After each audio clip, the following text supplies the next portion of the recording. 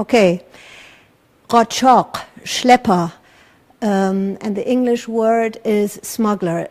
Schmuggler und Schlepper, darüber reden wir ja relativ oft, aber wir wissen eigentlich gar nicht so viel darüber. Das ist ein sehr interessantes Thema. So there is one topic which I find very interesting. We talk a lot about it, but we don't really have any insights, which is the smuggling business. خیلی از شما با قاچاق اومده بودن آلمان ولکن ما زیاد خبر از این نداریم. به خاطر این حالا اومدم اینجا، من آمریکا هستم و اینجا یه کارشناس هست و ایشون خیلی در مورد این متخصصه و درس خونده. So there is an expert here with me now, Dr. Danilo Mandic, and he did some survey and research about the smuggling along the Balkanroute. Wir sprechen also über die Balkanroute und das Schmuggelgeschäft entlang dieser Route. Und wir machen das jetzt auf Englisch und Deutsch. So we're going to speak English and German. Hi, Danilo. Hello. So my first question is, what do you know about the relations of smugglers and refugees? How do they find each other? Die erste Frage, also wie finden die sich eigentlich, Schmuggler und Flüchtlinge, entlang der Balkanroute? So I should say first, I don't want to exaggerate. We did a study in 5 countries, and we looked just at Syrians. In Jordan, in Turkey, Greece, Serbia, and Germany. Jordan and Germany being the destination countries, and most of the others being the bridge countries on the Balkans. Also sagt, man muss nicht übertreiben. 5 Länder haben wir untersucht, die Türkei, Serbien, Deutschland, Jordanien und Griechenland. And we found a number of things. One of them is that the relationship between smugglers and migrants is very different from how public perceptions perceive this relationship. Er hat gesagt, also das erste ist, das Verhältnis zwischen Schmugglern und Flüchtlingen ist völlig anders als das, was wir gemeinhin denken, also die deutsche Öffentlichkeit, ganz anders. From the perspective of governments, of Frontex, of most international NGOs, NATO, the EU and so on, smugglers are criminal traffickers, exploiters of human misery. So normalerweise denkt man ja als die deutsche Polizei oder der Bundesgrenzschutz oder Frontex oder die Europäische Union denkt, Schmuggler sind in der Regel Kriminelle. Das ist normalerweise die Wahrnehmung. But from the perspective of the migrants themselves, the Syrian refugees, this is not how they perceive smugglers. Most of them perceive smugglers as, at least in our data, as saviors, as allies, as people who are getting them out of a very dangerous situation. So they see them as service providers. They don't like the prices that they have to pay. They don't trust them naively. But on the whole, they have a very, very favorable, positive views of smugglers as friends of theirs. Also das ist jetzt total interessant. Er sagt, es ist eben nicht so, dass die Flüchtlinge ein negatives Bild von den Schmugglern haben, von den Schleppern. Im Gegenteil, er sagt, sie sehen sie eher als Freunde, als Retter, als jemand, der sie rausbringt. Natürlich ist man nicht glücklich damit, dass man dafür so viel zahlen muss, aber sie sehen das als Dienstleistung, also Service. Wow, this is really something new for us. Also für uns ist das total neu, weil wir that's our perspective. It's difficult to understand, and it's controversial. But I think it's important for us to look at the reality, because much policy is having counterproductive effects. Because if we perceive them in a kind of blanket statement as all criminal traffickers, we are in effect shifting a lot of the risk from the traffickers to the refugees. What do I mean? But yes, please. Also er sagt, wenn man grundsätzlich alle Schlepper als kriminell einstuft und sie auch politisch entsprechend oder gesetzlich entsprechend behandelt, dann hat man das Problem, dass man eigentlich das Risiko auf die Flüchtlinge verlagert, dass man das sozusagen kriminalisiert. But you know what? Before we talk about this, because this is a big issue, I think we should learn much more about your data, what you find out, about the relationship, how much they pay. Also dieser Punkt ist interessant, den machen wir auf jeden Fall nochmal ausführlich, aber er hat ganz viel herausgefunden über das Verhältnis, wie viel man da verdient, wie das läuft, und darüber wüsste ich gerne noch was. Yes, so from our sample at least, it's not a perfectly representative sample, and it's not meant to be, but I don't want to bore with methodology. In our sample, the data reveals very favorable reviews of the smuggling experience. It reveals that a very relatively small subset of all the smuggling experiences was a trafficking experience. So smuggling and trafficking are on a continuum. Smuggling both are illegal, But smuggling involves helping someone, aiding somebody to cross an international border illegally. Trafficking involves that plus deception or coercion. So smuggling plus deception or coercion, so they lie to them. Deception, so for example, they cheat them out of money, they lie to them about the conditions of travel, they lie to them about... This happened relatively rarely. Okay. It is not the case that most of the smuggling that was done in our sample was trafficking. The problem is that in German we don't have these two terms, as far as I'm concerned. Also sagt, es gibt einen großen Unterschied zwischen dem Schmuggeln auf der einen Seite und dem Schleppen oder dem Menschenhandel auf der anderen Seite. Also auf Englisch sagt man Smuggling or Trafficking.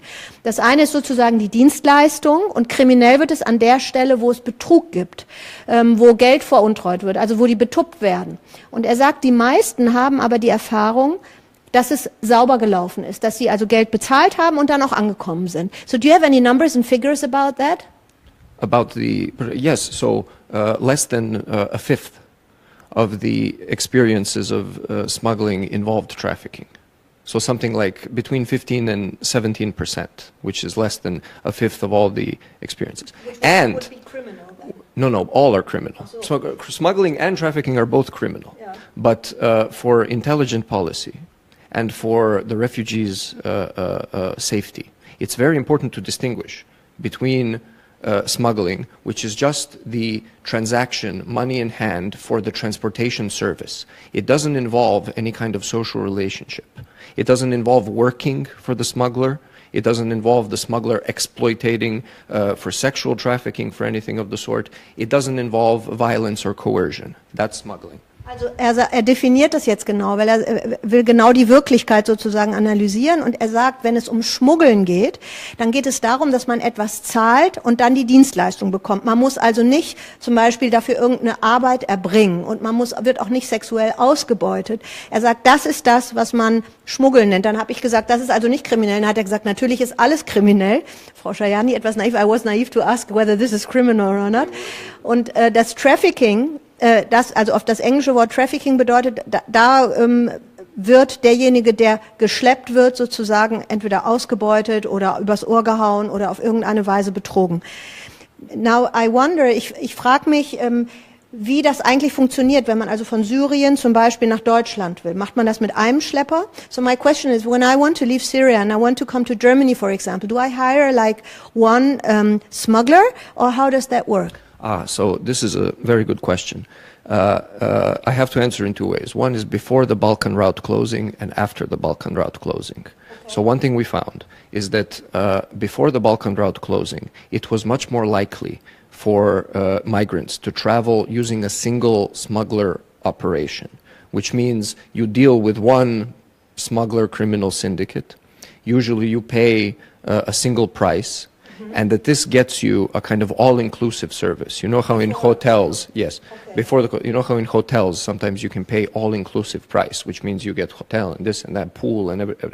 So there was, you might say, before the Balkan route closing, it was more prevalent to have all-inclusive smuggling experience. Also er sagt, bis zum März 2016, als die Balkanroute geschlossen wurde, war es so, dass man sozusagen ich habe gefragt, wie kommt man zum Beispiel von Syrien nach Deutschland, hat er gesagt, das lief so, dass man das mit einem Schlepper gemacht hat und man hat in Syrien bezahlt. You paid in Syria?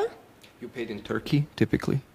Normalerweise zahlt man in der Türkei und dann ist es aber ein Schlepper, der einen bis nach Deutschland bringt. Und er sagt das sozusagen All-Inclusive-Paket, sagt er, wie bei einem Hotel, alles inklusive, ein Schlepper von A nach B. So, aber seit März 2016 ist die Lage natürlich eine andere. Die Balkanroute ist zu. Yes, the Balkan route, which I'm speaking of, already has a long tradition of smuggling, not just of migrants, but of drugs and other things. But now, after the Balkan route closing, one of the effects among them is also increase in price, increase in the danger of the routes that smugglers use. So the increase in drownings in the Mediterranean is a direct result of the closing of the Balkan route because they are pursuing alternative routes which are more deadly, which are riskier.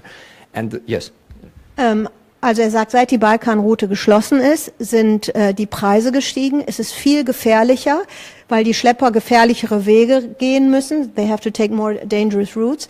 Und es gibt nicht nur einen Schlepper. And you don't just have one smuggler, right? It seems that it became much less prevalent to have this all-inclusive one smuggler, and it became necessary to find a new smuggling service in each bridge country. So whereas before you pay in Turkey, and you could, not everybody, but many Syrian families, or certainly individuals more likely to have the all-inclusive experience, before February 2016, it was much more common to have a single experience from Turkey. He gets you to Austria, Germany, Scandinavia.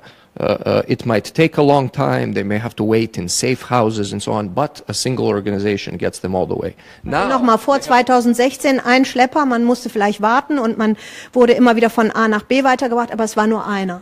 Now, the experience is that in every bridge country, you have to find again a new smuggler. So in Greece, you have to find, someone gets you across the Mediterranean from, say, Turkey to Greece. In Greece, if you don't get captured and so on, in Greece, you have to find somebody to get you into Macedonia. In Macedonia, you have to find somebody new to get you into Serbia. So it became, instead of one smuggler operation, you have to seek out on the illegal black market 4, 5, 6 different opportunities. And this increases the risk. This increases the risk to the migrant because he has to establish trust again. It increases the risk of trafficking. It increases the risk of being cheated because you have to find new criminal providers. So this is an example of a very dangerous unintended consequence of closing the Balkan route. Also als Konsequenz, als die Balkanroute geschlossen wurde im März 2016, ist das Schmuggelgeschäft anders geworden. Jetzt muss man 4 oder 5 Schmuggler bezahlen, die einen von einem Land zum nächsten bringen. Und wenn man dann zum Beispiel in Mazedonien angekommen ist, sagt Danilo, dann muss man da wieder nach dem nächsten suchen. Und er sagt, und dann geht man da auf den Schwarzmarkt. Und er sagt, das ist natürlich, das Risiko für die Flüchtlinge ist natürlich, oder für die Migranten ist sehr stark gestiegen, weil es gefährlich ist und weil es auch Unsicherheiten gibt, weil man immer wieder wechselt.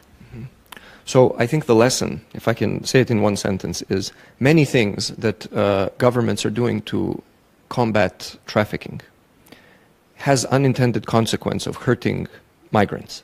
Er sagt, das Wichtige, was ich herausgefunden habe mit meiner Forschung, ist eigentlich, dass die politischen Schritte, die Politik herausgefunden hat, um gegen die Schmuggler vorzugehen, gegen die Schlepper, das trifft eigentlich nicht wirklich die Schlepper, sondern es trifft die Migranten. So, wir haben ungefähr noch, ich glaube, 5 weitere Fragen, aber ich will nicht, dass dieser Stream zu lange wird. Und wir werden uns auf jeden Fall nochmal hier aus Boston melden. I said there are about like 5 other questions that I would have, and I would like to ask them again. And I would say that we meet again on Thursday or Friday, and then we stream again about this issue.